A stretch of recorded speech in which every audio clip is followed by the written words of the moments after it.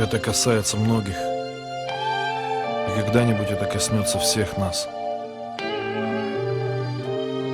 Я объявляю минуту молчания в память о тех, кто к Всевышнему рано отчалил, на чьих часах возник исключением исправил тот последний час, что судьба назначает.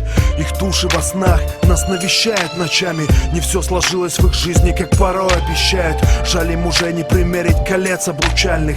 Сердца их близких навсегда под печатью печали. В отчаянии встретив диагноз, данный врачами, или мчавшись по трассе, но не совладав с тормозами, став жертвой задачи, что ставил в погонах начальник. Неважно, ведь оттуда уже не возвращают.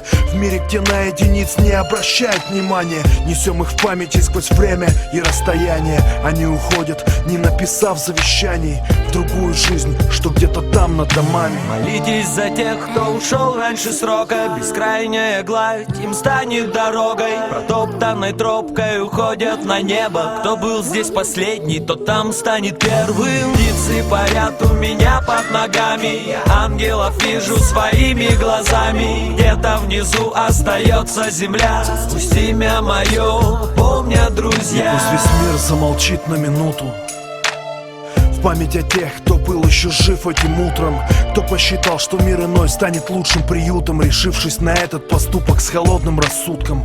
Трудно понять, как Иисус, Аллах или Будда берут раньше времени лучших, а не падших и мутных. Одна минута, что вспомнить ушедшего друга, не груз потери, а как он с улыбкой сжал тебе руку. Выключи звук трубки в память о том промежутке жизни, где ты не успел быть для ушедшего чутким. Лишь на минуту почувствуй стук сердца под курткой, чтоб ты исправил, если б смог вернуть время на сутки. К чему эти звуки, ведь все деньги мира не смогут вернуть их. Не опуская руки, помни.